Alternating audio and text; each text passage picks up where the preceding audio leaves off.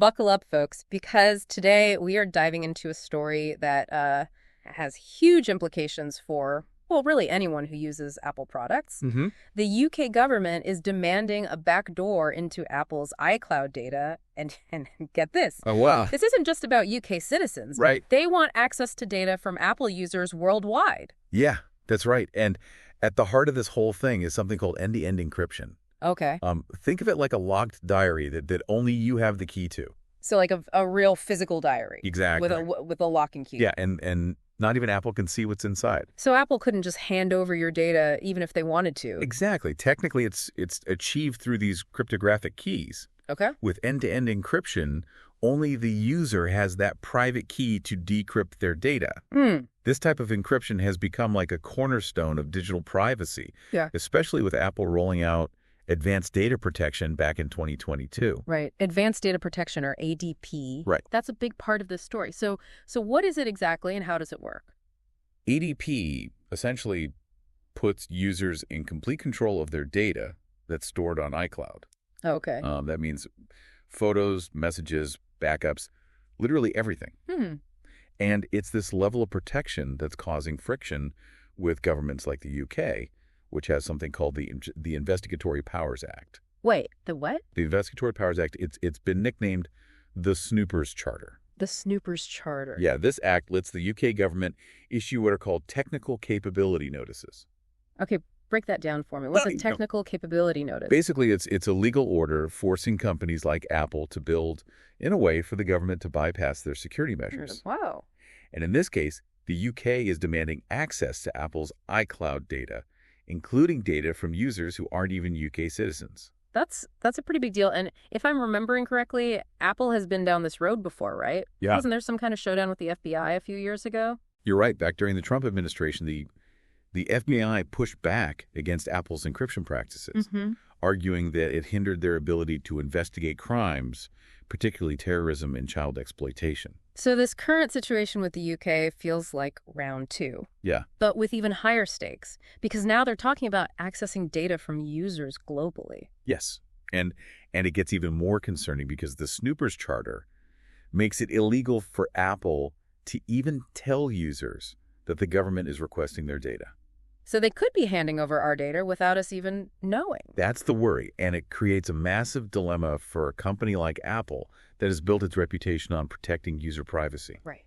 If they comply with the UK's demands, they risk a huge global backlash. Yeah, I can see that. Remember when WhatsApp faced a user exodus in India after changing its privacy policy? Right. Imagine that on a global scale if people start thinking Apple is compromising their data.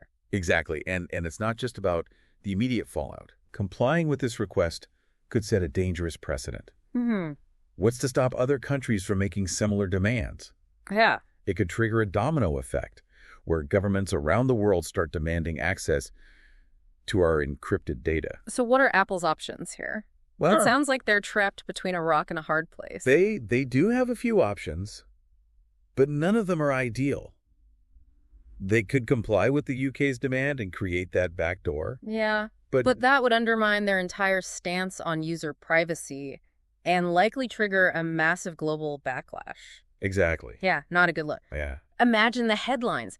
Apple caves to government spying. Right. It would erode user trust faster than you can say data breach. Exactly. Another option would be to simply stop offering advanced data protection in the UK. Okay. But that wouldn't really solve the problem because, as Right. you've said, the UK's demand is for access to data from users worldwide, not just their own citizens. Plus, it sets a dangerous precedent. Yeah. What's to stop other countries from making similar demands? It's like a digital domino effect. Right. One country gets its way, and suddenly everyone's scrambling for access to our encrypted data. Precisely. And then there's the nuclear option. Okay. Apple could choose to fight this order in court. That seems like the most logical option, right? Stand up for user privacy and take it to court? It would seem that way, wouldn't it? Yeah. But there's a catch. Okay. The Investigatory Powers Act has this whole secret court system where these cases are heard behind closed doors. Oh, wow. So there's very little transparency. Yeah. And it's extremely difficult to challenge the government's demands. So basically a lose-lose situation for Apple no matter which way they turn. Pretty much. It really highlights the tension between national security concerns Right. and individual privacy rights. Mm-hmm. And it's not just a theoretical debate. Right. Remember that U.S. advisor we mentioned earlier? Yeah. The one who called the UK's request to spy on non-British users without their government's knowledge? Shocking. Yeah, that was a pretty strong statement. What did you make of that? I think it underscores the global implications of this whole situation. Yeah. The fact that U.S. officials are reportedly monitoring the situation closely shows that they recognize the potential ripple effects. Mm-hmm. Whatever happens here with Apple in the UK could have implications for data privacy laws and practices around the world. It feels like we're at a crossroads for digital privacy. Yeah. If the UK succeeds in forcing Apple's hand, Right. what's to stop other countries from following suit? Right. A line in the sand is being drawn. And that brings us to the bigger question. Okay.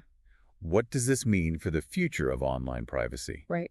Can we trust technology to protect our data if governments can simply demand access whenever they want? Whoa. Okay, that's a pretty heavy question to grapple with, but Yeah. it's one we all need to be asking ourselves right now because this isn't just about Apple. It's about the future of our digital lives.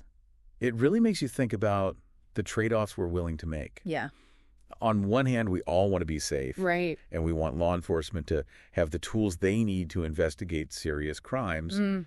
But on the other hand, we don't want to live in a surveillance state where our every move is being tracked and monitored. It's a tough balance to strike, and it seems like the technology is moving faster than the laws and regulations that are supposed to govern it. Right. End-to-end encryption, like what Apple is offering with ADP, is a relatively new development. Yeah. And governments around the world are still trying to figure out how to deal with it. Exactly. And that's why this case is so important. It could set a precedent for how governments and tech companies navigate these issues going forward. Right. What happens here with Apple in the UK could have far-reaching consequences for the future of privacy and security in the digital age. So what can we, the everyday users, do? Well, Should we be worried? I think it's important to be aware of what's happening Okay. and to understand the potential implications for your own digital privacy. Right. We're all increasingly reliant on technology, Mm-hmm. and it's easy to take our privacy for granted. Yeah. But cases like this remind us that it's something we need to actively protect. So like being more careful about what information we store online Sure, and yeah. what apps we use. Absolutely. And pay attention to the privacy settings on your devices. Okay. And the apps you use, Mm-hmm. don't just blindly click accept on those terms and conditions. Right. Take a few minutes to understand what data you're sharing and who you're sharing it with. Yeah, it's almost like we need to become more tech savvy as consumers. Yeah. Really understanding how these things work. I know I'm guilty of just clicking through those privacy settings without really paying attention. We all are. I mean, it's Yeah. understandable. These, Yeah. these policies can be long and convoluted, Mhm. filled with technical jargon that's hard to decipher. Right.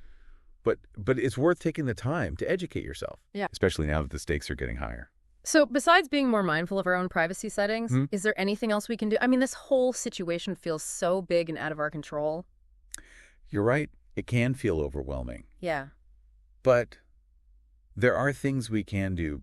For one, don't be afraid to ask questions. Okay. Demand more transparency Yeah. from both tech companies and governments. Right. When it comes to our data, we have a right to know who has access to it and how it's being used. So like reach out to our elected officials and let them know we care about these issues. Exactly. Let them know that you support strong encryption and that you believe in the right to privacy and hold tech companies accountable. Okay. If you're not happy with their privacy practices, let them know. Right. Vote with your wallet. Yeah. Support companies that prioritize privacy. That's a good point.